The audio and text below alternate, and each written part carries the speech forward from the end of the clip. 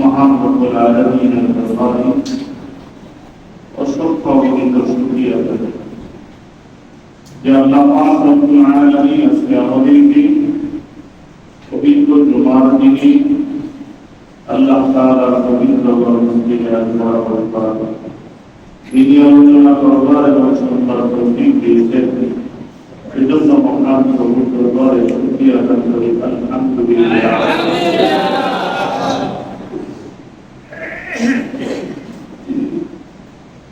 আমি আপনাদের সামনে একটা আয়াত তেলাওয়াত করেছি। জনাবে মুহাম্মদুর রাসূলুল্লাহ সাল্লাল্লাহু আলাইহি ওয়াসাল্লামের হাদিস থেকে একটা হাদিস তেলাওয়াত করেছি। এই আয়াত এবং হাদিসকে সামনে রেখে আজকে আলোচনা করব। আমার তৌফিক বিল্লাহ।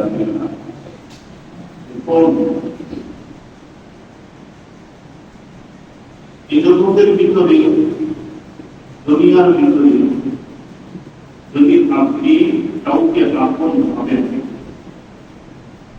আপনার সবচেয়ে বেশি আপন হলো খোদাই কেরাম। এটা আপনি বিশ্বাস করেন বা না করেন, খোদাই কেরামের চাইতে আপন আপনার দুনিয়া থেকেও হবে। আপনার সন্তান পর্যন্ত যদি আলেম না হয়, তাহলে ওই সন্তান পর্যন্ত আপনার জন্য কতটুকু পরিমাণ আবেগওয়ালা, কতটুকু পরিমাণ মহাব্বতের বস্তু কখনো পর্যন্ত হতে পারবে না। দুনিয়ার ভিতরে আম জনতাকে সবচেয়ে বেশি মহাব্বত করে ওরা নেই। আপনি দুনিয়ার ভিতরে যত চাকরি বলেন, যাই কিছু বলেন, এই দুনিয়ার চাকরির মধ্যে তাদের একটা ছুটি থাকে। এই মৌসুমে তারা বাবা মাকে নিয়ে ঈদ করে। কিন্তু জনগণের স্বার্থে আপনার একটা আলেম মুহাল্লার স্বার্থে, জনগণের স্বার্থে, মানুষের স্বার্থে তার বাবা মার সাথে ঈদ করাটা পর্যন্ত ছেড়ে দেয়। বৎসরের পর বৎসর বাবা মার সাথে ঈদ করতে পারে না। যদি বাবা মার সাথে ঈদ করে, তাহলে মানুষদেরকে, মুসল্লিদেরকে, এলাকার মানুষদেরকে এই ঈদের নামাজ পড়াবে।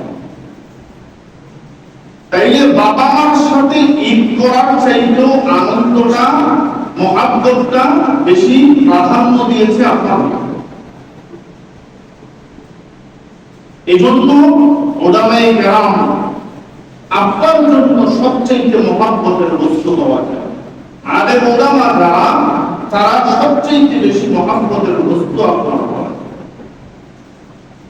আপনি নিজে আলেম হতে পারেন নাই, আপনার সন্তানের কাছ থেকে কেউ আলেম হয় নাই, সন্তানদের মধ্য থেকে কেউ আলেম হয় নাই, আপনার আত্মীয় স্বজন নাইনাতুলের থেকে কেউ আলেম হয় নাই। আপনি মসজিদের ইমাম, মসজিদের যারা উলামায়ে কেরাম আছে, যত মাদ্রাসার উলামায়ে কেরাম আছে, তাদের মধ্য থেকে আপনার সন্তান যদি আলেম না হয়, আপনি তাকে একটা সন্তান দেবেন। আপনারা মুরব্বীরা যারা আছেন, তারা আমার বাবার সমবয়সী, আমাদের বাবার সমবয়সী। আপনারা আমাদেরকে সন্তান হিসাবে মহাব্বত করেন। যার ভাই আলেম নেই, আমার ভাইও আলেম নেই, আমি আমার একটা ভাই একটা আলেমকে বানিয়ে নিই।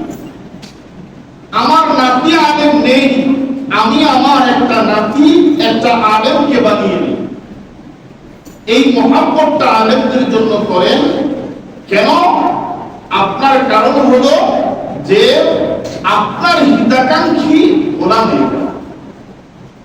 আমি গর্বের সাথে গত পরশুদিন বা গতকালকে আপনাদের পুরো এলাকার ওলামায়ে কেরাম বসেছিলেন।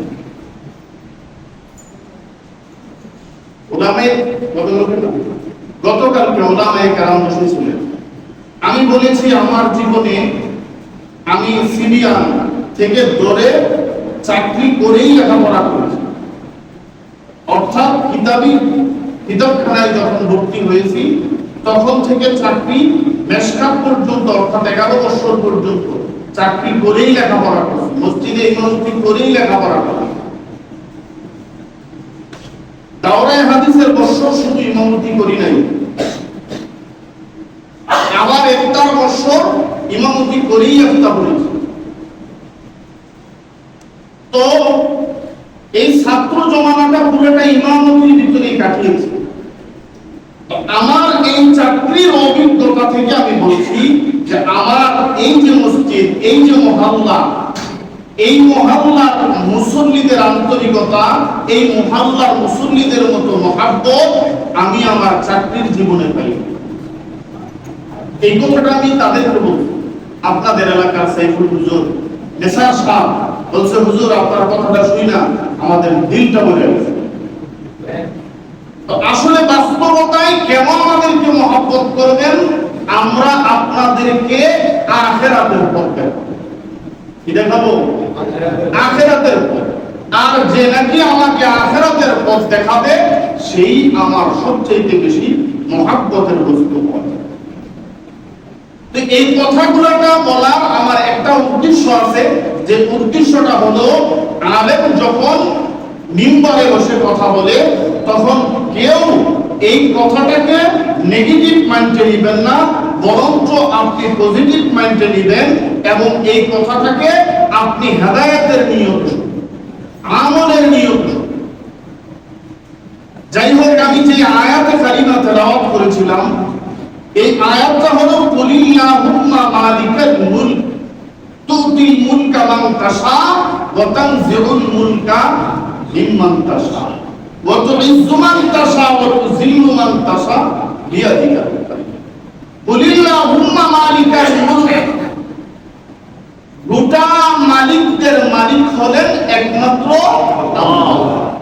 তুতিল মুলকা মান তাশা, যাকে ইচ্ছা আল্লাহ তাআলা রাজত্ব দেন। ওয়া তানজিউল মুলকা মিম্মান তাশা, আবার যার থেকে ইচ্ছা রাজত্ব ছিনিয়ে নেন। ওয়া তুইজ্জু মান তাশা, যাকে ইচ্ছা আল্লাহ ইজ্জত দেয়। ওয়া তুযিল্লু মান তাশা, যাকে ইচ্ছা আল্লাহ হেলাফত দেন। দেখুন, এই পৃথিবীর ভিতরে ইসলাম যা দিয়েছে তা কোন ইহুদি, খ্রিস্টান, বৌদ্ধ, নাসারা তারা কখনো দিতে পারে না। নবী আলাইহিস সালাতু ওয়াস সালাম যখন দুনিয়াতে ভূমিষ্ঠ হয়েছে, এই ভূমিষ্ঠ হওয়ার পর থেকে ধাপে ধাপে নবী আলাইহিস সালাতু ওয়াস সালামকে মক্কা নগরীর মানুষ বহু কষ্ট দিয়েছে। অতীতে আপনাদেরকে আমি বহু ইতিহাস শুনিয়েছি যে নবী ইসলামের জন্য, দ্বীনের জন্য কত কষ্ট করেছে। নবী আলাইহিস সালাতু ওয়াস সালামকে তায়েফের জমিনের ভিতরে পাথর মারা হয়েছে। উহুদের জমিনে নবী আলাইহিস সালাতু ওয়াস সালামের দান মোবারক শহীদ করা হয়েছে। বেলাল হাবশী রাদিয়াল্লাহু তাআলা আনহু, খুবাইব রাদিয়াল্লাহু তাআলা আনহু সহ অসংখ্য সাহাবীদেরকে এমন নির্যাতন কাফের বেদিনের দলেরা করেছে যেটা ভাষায় প্রকাশ করার মতো নয়। মরুভূমির উত্তপ্ত বালির মধ্যে, যেই বালির মধ্যে চাপা দিলে পরে আপনার খসা পড়িয়া যাইত, ওই মরুভূমির বালির মধ্যে চিপ করে তাদেরকে শোয়ে তাদের বুকের মধ্যে পাথর চাপা দেওয়া হয়েছে। কষ্ট। যদি এরকম লোমহর্ষক ঘটনা বলতে থাকি, মাসের পর মাস, বছরের পর বছর চলে যাবে, কিন্তু ঘটনা বলে শেষ করা যাবে না। এত কথা, নির্যাতন, নিপীড়ন। নবী আলাইহিস সালাতু ওয়াস সালাম নির্যাতন সহ্য করতে না পেরে মক্কা থেকে মদিনায় চলে যায়। ওই মদিনার যত লোকেরা আছে নবী আলাইহিস সালাতু ওয়াস সালামকে আশ্রয় দিয়েছেন। নবী আলাইহিস সালাতু ওয়াস সালাম ওই মদিনায় থেকে 10,000 সৈন্য বাহিনী একটা করে নবী আলাইহিস সালাতু ওয়াস সালাম মক্কা নগরীর ভিতরে প্রবেশ করেছেন। যখন মক্কা নগরীটা নবী আলাইহিস সালাতু ওয়াস সালাম ঘেরাও দিয়েছেন, মক্কা নগরী যখন ঘেরাও দিয়েছেন, মক্কা নগরীর সমস্ত কাফের বেঈমানরা এক বাক্যে বলতে আরম্ভ করে দিয়েছেন, ও মক্কা নগরীর লোকেরা শোনো, আজকে মুহাম্মদ 10,000 লোকের সৈন্যবহর নিয়ে আমাদের চতুর্পাশে বেষ্টনী দিয়ে ফেলেছেন। আজকে মুহাম্মদের হাত থেকে কেউ রক্ষা পাবে না, আজকে মুহাম্মদের হাত থেকে কেউ বাঁচতে পারবে না। মা তার সন্তানের গলায় ধরে কান্না আরম্ভ করে দিয়েছে, ও সন্তান, জীবনের জন্য তোর বুকের সাথে আমার বুক লাগাইয়া দাও, হয়তো আর কোনোদিন এই বুকের সাথে তোরা বুক লাগাইতে পারবি না। সন্তানকে লক্ষ্মা দিয়ে খাওয়াই দিতেছেন, ও সন্তান, একটা লক্ষ্মা তুই খেয়ে নে, হয়তো বা জিন্দেগিতে আমার এই হাতে আর কোনোদিন লক্ষ্মা খেতে পারবে না। বন্ধুরা আমার, বাবাজিরা আমার, সমস্ত মানুষগুলা গুহার ভিতরে গিয়ে আশ্রয় নিচ্ছে, কেউ বা গুহার ভিতরে আশ্রয় নিচ্ছে, কেউ বা ঘরের চিপায় আশ্রয় নিচ্ছে, কেউ বা এদিক সেদিক আশ্রয় নিচ্ছে, ছুটাছুটি করতে আরম্ভ করে দিয়েছে। ও বন্ধুরা আমার, বাবাজিরা আমার, নবী মুহাম্মদ সাল্লাল্লাহু আলাইহি ওয়াসাল্লাম মক্কা নগরীর ভিতরে প্রবেশ করে আল্লাহর নবী ডাক দিয়া বলে, ওমর, উসমান, আবু বকর, কোথায় তোমরা? যাও যাও যাও, আমার শ্বশুর আবু সুফিয়ানকে তোমরা ডাক দাও, আবু সুফিয়ানকে ডাক দাও। এদিক থেকে আবু সুফিয়ান মনে মনে চিন্তা করেছে, মুহাম্মদ যেই সৈন্যবহর নিয়ে মক্কা নগরীর ভিতরে প্রবেশ করেছে, আমাদের মক্কা নগরীর কারো শক্তি নাই মুহাম্মদের মোকাবেলা করবার, তার মোকাবেলা করবার মতো শক্তি সামর্থ্য আমাদের নাই। এখন আমাদের কাজ হলো, আমাদের উত্তম পন্থা হলো মুহাম্মদের কাছে যাওয়া, মুহাম্মদের কাছে গিয়ে ক্ষমা চাই। যদি মুহাম্মদের কাছে ক্ষমা চাই, হয়তো বা বাঁচতেও পারি, না বাঁচতে পারি। যদি ক্ষমা চাই বাঁচি, তোমার কথা নামাজতে কিচ্ছু করার নাই। এই চিন্তা করিয়া আবু সুফিয়ান ছিল মক্কা নগরীর বড় সর্দার এবং নবী আলাইহিস সালাতু ওয়াস সালামের শ্বশুর। ও বন্ধুরা আমার, বাবাজিরা আমার, নবী আলাইহিস সালাতু ওয়াস সালামকে এমন কোন অত্যাচার নাই যে অত্যাচার আবু সুফিয়ান করে নাই।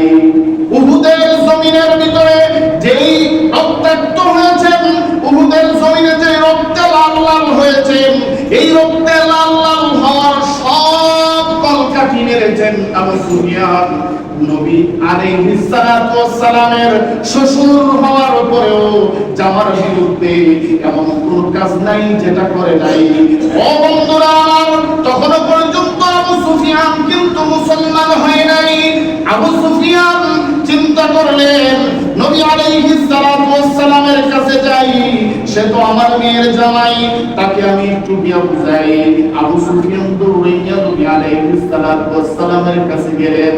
যাওয়ার পর নবী আলাইহিস সালাতু ওয়াস সালাম ডাক দিয়ে বলে, ও আমার শ্বশুর, এতদিন পর্যন্ত আপনাদের হাতের ভিতরে তরবারি দেখতাম, খোলা তরবারি নিয়ে আমার সামনে উপস্থিত হইতেন, আজ তো আপনার হাতের ভিতরে তরবারি নাই, ঘটনা কি? আমাকে কি আক্রমণ করবেন না?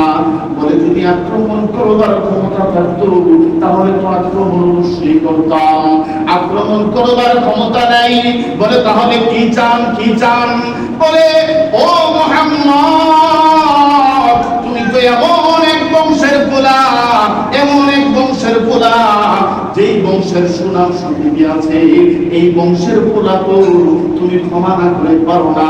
তোমার বংশের মধ্যে তো এমন গৌরবময় আছে যে তোমার বংশের মানুষ ক্ষমার জন্য সবচাইতে বড় মহান, ক্ষমার জন্য তোমার বংশটা সবচাইতে বড় মহান। বন্ধুরা আমার, বাবাজিরা আমার, বলে, তাহলে আপনি কি চান? বলে, বাবা ক্ষমা করে দাও,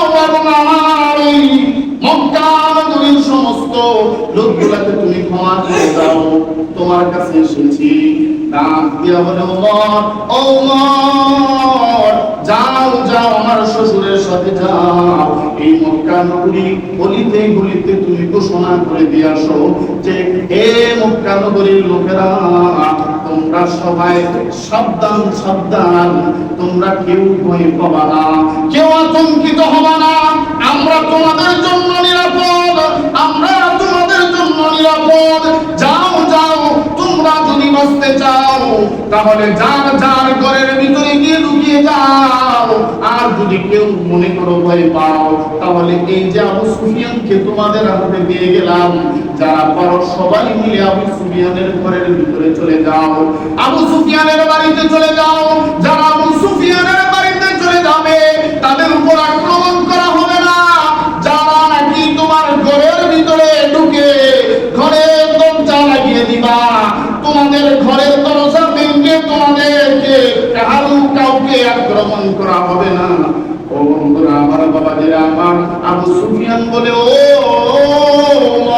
শোনো, আমরা ঘোষণা দিয়ে দিলাম, আমরা তোমাদের বিপক্ষে কেউ তরবারি উঠাবো না। এ বন্ধু, দুনিয়ার ইতিহাসে এমন কোন ইতিহাস নাই বিনা যুদ্ধে বিনা রক্তপাতে দেশ স্বাধীন হয়, এরকম কোন ইতিহাস গোটা পৃথিবীর ভিতরে কেউ দেখাতে পারে নাই। একমাত্র নবী মুহাম্মদ সাল্লাল্লাহু আলাইহি ওয়াসাল্লাম দেখিয়ে দিয়েছেন যে বিনা রক্তপাতে আল্লাহ পাক রব্বুল আলামিনের হুকুমে, আল্লাহ তাআলার হুকুমে উনি মক্কা নগরী দখল করেছেন। বন্ধুরা আমার, বাবাজিরা আমার, নবী আলাইহিস সালাতু ওয়াস সালাম কয়েকজন সাহাবীকে নিয়ে কাবা ঘরের দিকে রওনা করেছেন। কাবা ঘরের সামনে গিয়া ডাক দিয়া বলে, ও কাবা ঘরের চাবিওয়ালা কোথায় আসো। বন্ধুরা আমার, কাবা ঘরের চাবিওয়ালা সামনে আসছে, থরথর থরথর করে কাঁপতেছে। কাবা ঘরের চাবিওয়ালা মনে মনে চিন্তা করতেছে, হায়রে, কেউ তো ঘরের দরজা লাগিয়ে বন্ধ করে দিয়েছে, কেউ বা আবু সুফিয়ানের ঘরের ভিতরে আশ্রয় স্থাপন করেছেন, কিন্তু আজকে এই জায়গার ভিতরে আমি তো মুহাম্মদকে অত্যাচার কম করি নাই,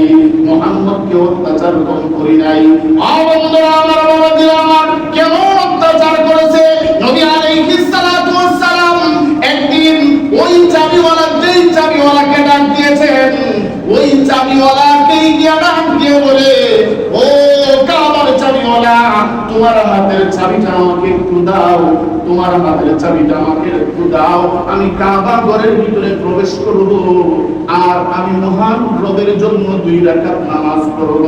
ওই কাবা ঘরের চাবিওয়ালা নবী আলাইহিস সালাতু ওয়াস সালামের ঘাড়ের ভিতরে ধরে একটা ধাক্কা মারলেন, মাটির ভিতরে ফেলে দিলেন, যে হে আব্দুল্লাহর বেটা মুহাম্মদ, তোর জন্য কাবা ঘর নয়, এই কাবা ঘরে নামাজ পড়বার মতো যোগ্যতা তোর হয় নাই, তোকে দেওয়া হবে না, দূর হ বলে নবী আলাইহিস সালাতু ওয়াস সালামের ঘাড় ধাক্কা দিয়ে বের করে দিয়েছেন।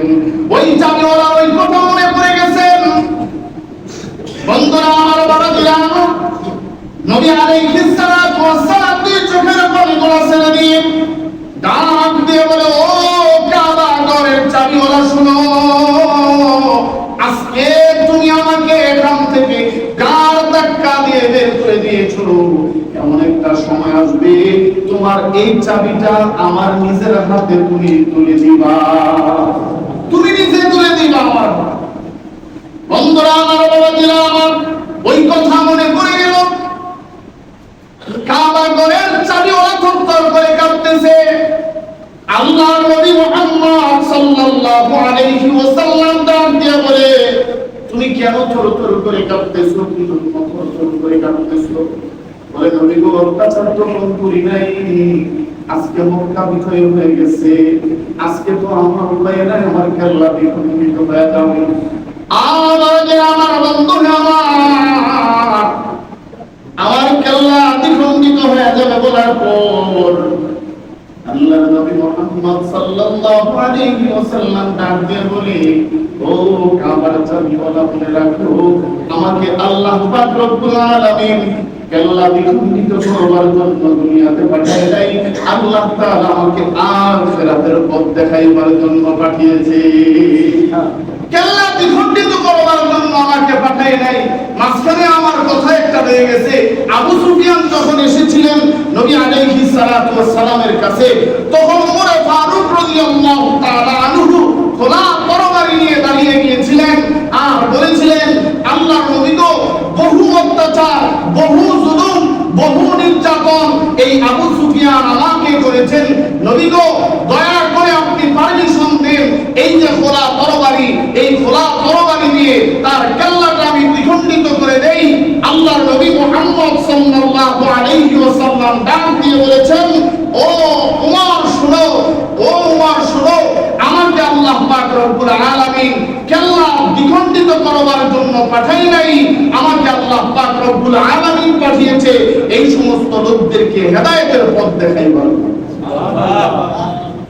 এই চাবিটা হাতে নিয়ে আল্লাহর নবী মুহাম্মদ সাল্লাল্লাহু আলাইহি ওয়াসাল্লাম ওমর ফারুক রাদিয়াল্লাহু তাআলা আনহু হাতে দিলেন।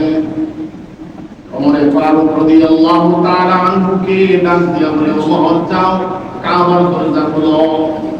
ওমর ফারুক রাদিয়াল্লাহু তাআলা আনহু কাবার দরজা খুললেন। কাবার দরজা খোলার পরে ওই কাবার ভিতরে তারা 360টা মূর্তি প্রবেশ করিয়েছেন। নবী আলাইহিস সালাতু ওয়াস সালাম ওই মূর্তিগুলোকে তরবারি দিয়ে একটা একটা করে ভাঙলেন। ভেঙে পরিষ্কার করে ওই কাবা ঘরের ভিতরে 2 রাকাত নামাজ পড়ে আল্লাহর কাছে শুকর আদায় করলেন। শুকর আদায় করার পর ওই চাবিওয়ালাকে আবার ডাক দিলেন। চাবিওয়ালা এখনো ভয় পায়, এখনো থরথর করে কাঁপে, হয়তো মুহাম্মদ আমাকে ছাড়বে না। যদিও মুহাম্মদ মুখে মুখে বলতেছে, কিন্তু মুহাম্মদ আমাকে ছাড়বে না। চাবিওয়ালা ভয়ে সামনে আসলেন। চাবিওয়ালা সামনে আসার পর ওই চাবিটা হাতে নিয়ে ওই চাবিটা তার হাতে দিয়ে দিলেন। ওমর মনে মনে চিন্তা করেছিলেন, এই কাবা ঘরের চাবি হয়তো রাসূল আমার হাতে দিবে, আমার দায়িত্বে দিবে না। দেখেন কত বড় মহামানব ছিলেন, কত উদার মনের ছিলেন উনি। ওই চাবিটা তার হাতের ভিতরে দিয়ে ডাক দিয়ে বলে, ও কাবার চাবিওয়ালা শুনো, একদিন এই চাবি চাওয়ার জন্য তুমি আমাকে গাল ধাক্কা দিয়ে বের করে দিয়েছিলে, এই নাও আজকে আমি তোমার হাতের ভিতরে এই চাবিটা দিয়ে দিলাম, এই চাবিটা আমার হাতে দিয়ে দিলাম, তোমার হাতে দিয়ে দিলাম। জিন্দেগিতে কোনোদিন কেউ এই চাবি তোমার হাত থেকে আর কেউ নিবে না, এই চাবি আর কেউ নিবে না। তবে শুনো, তোমার হাত থেকে চাবি নিবে না এটাই নয়, কিয়ামত পর্যন্ত তোমার বংশধর যারা থাকবে, তোমার বংশধরের ভিতরে এই চাবির দায়িত্ব থাকবে, অন্য কোন বংশের তারা এই চাবির দায়িত্ব পাবে না। অন্য কোন বংশের মানুষ এই দায়িত্ব আল্লাহ নবী হাদিসের ভিতরে ঘোষণা করে দিয়েছেন, কিয়ামত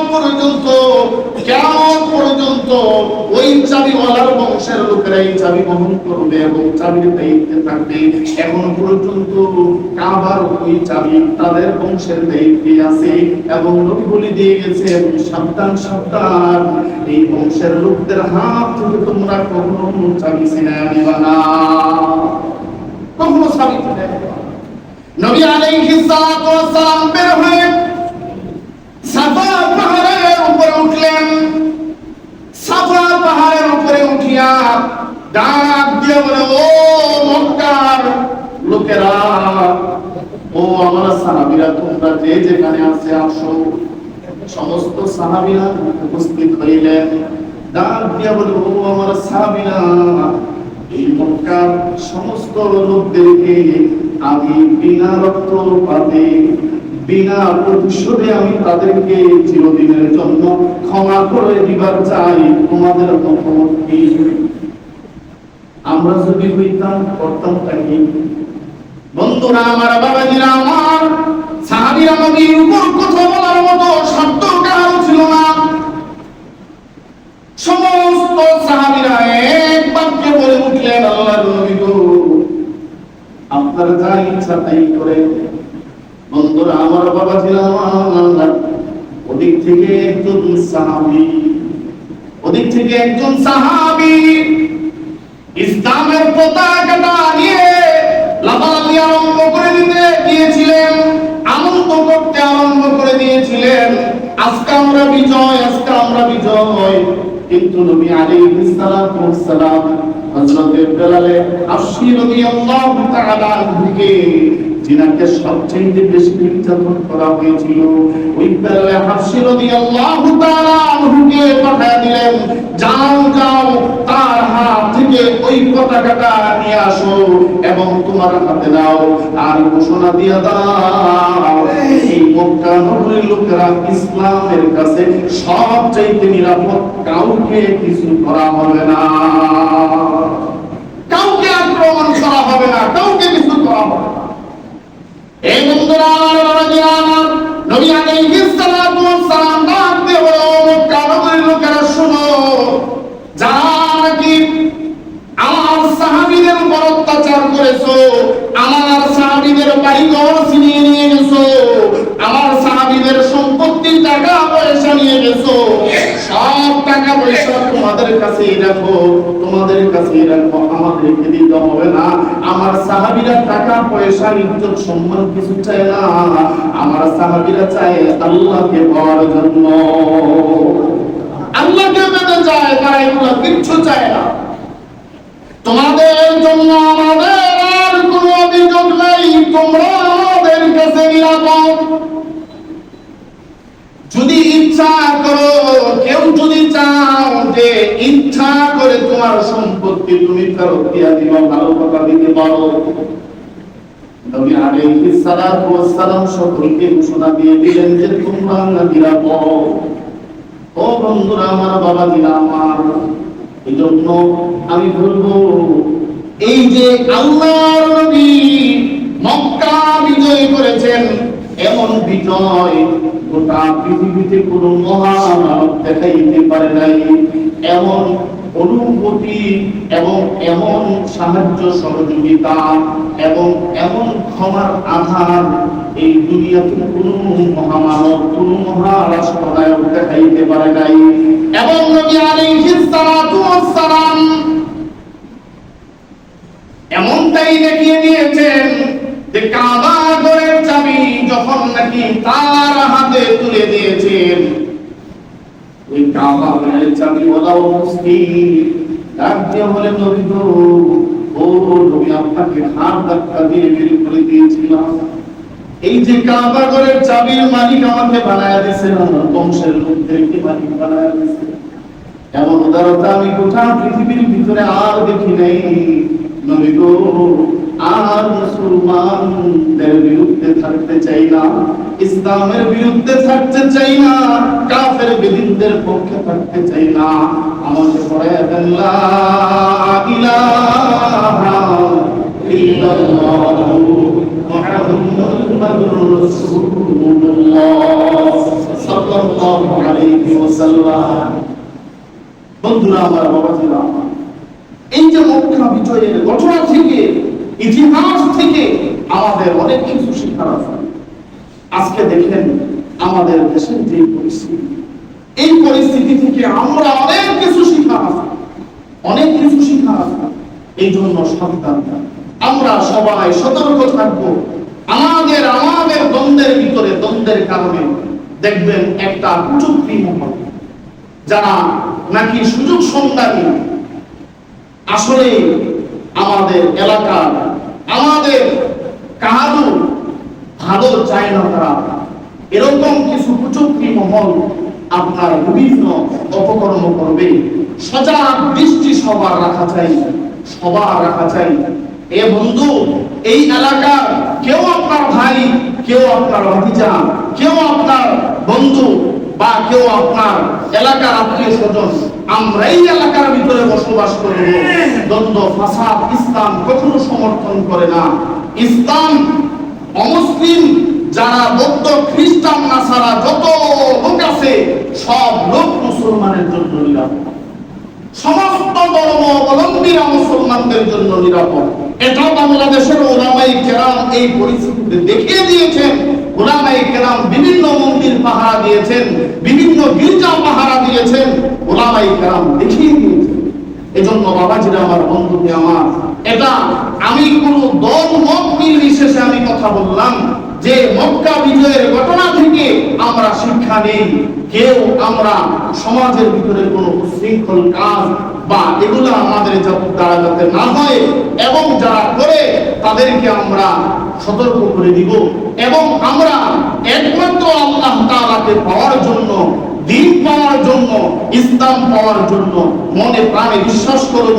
বাবাজিরা আমার, কেউ আমার উপর জুলুম করেছে, কেউ আমার উপর অত্যাচার করেছে, তাহলে আমি হলাম মজলুম, আর যে আমার উপর জুলুম করেছে সে হলো জালেম। বন্ধুরা আমার, মজলুমের দোয়া আল্লাহ পাক রব্বুল আলামিনের দরবারে কবুল হয়। যদি কেউ আপনার উপর জুলুম করে থাকে, আপনি ক্ষমা করে দেন, আল্লাহ তাআলা আপনাকে ক্ষমা করবেন।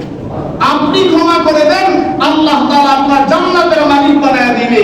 আপনার স্বার্থ আপনি ছেড়ে দিলেন, আপনার বাড়িঘর আপনি ছেড়ে দিলেন, আপনার যা কিছু আছে আপনি পরের জন্য, পরের স্বার্থের জন্য ছেড়ে দিলেন, আল্লাহ পাক রব্বুল আলামিন জান্নাতে আপনার জন্য বরাদ্দ রাখবে।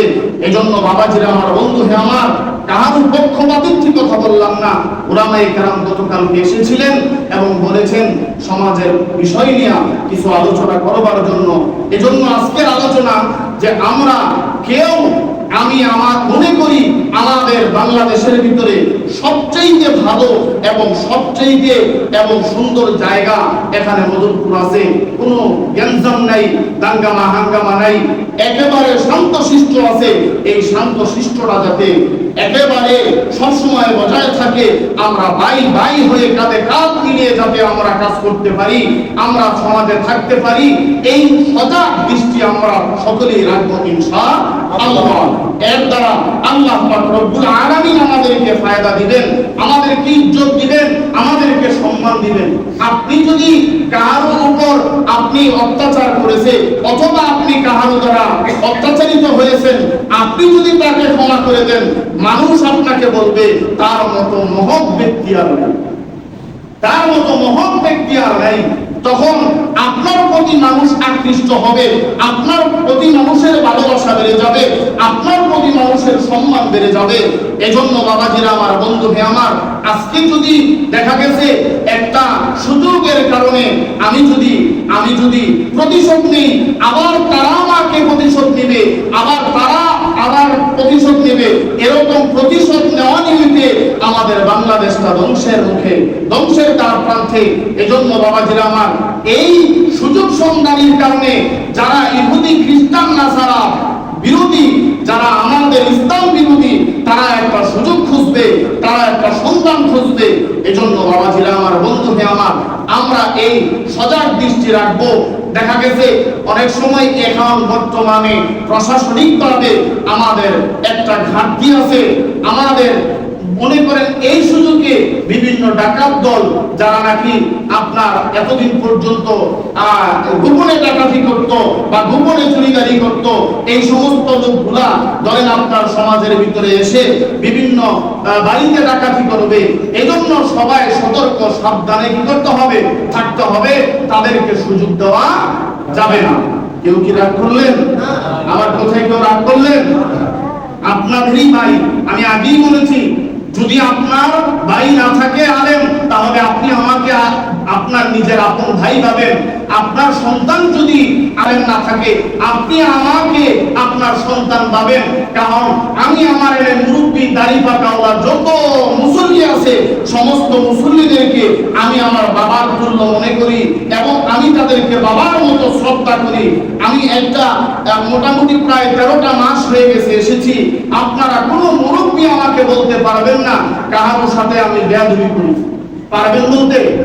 আমি কারোর সাথে বেয়াদবি করেছি অথবা বেয়াদবিমূলক কথা বলেছি অথবা আগে কথা বলেছি, বয়ানের মধ্যেও নয় এবং আপনাদের চলাফেরার মধ্যেও নয়, কাহারও মাধ্যমে এরকমটা আমি করি না, আমার আদত নয়। যদি আমার দ্বারা কোনো ভুল হয়, যদি আমার দ্বারা কোনো খারাপিয়াত হয়, যদি আপনাদের চোখে পড়ে যে আমার দ্বারা কোনো ভুল হয়েছে, আপনি আমার বাধা হিসাবে আপনি আমাকে ধরিয়ে দিবেন, আমি আমাকে শুধরায়া নিব। আপনি আমার আপন ভাই হিসাবে আমাকে ধরিয়ে দিবেন, আমি শুধরায়া নিব। আমি সমাজের ভিতরে চাই যে একটা সমাজটা সুন্দর সুন্দর একটা সমাজ হোক। আল্লাহ তাআলা আমাদের সকলকে কবুল করুক। জোরে বলুন আমিন।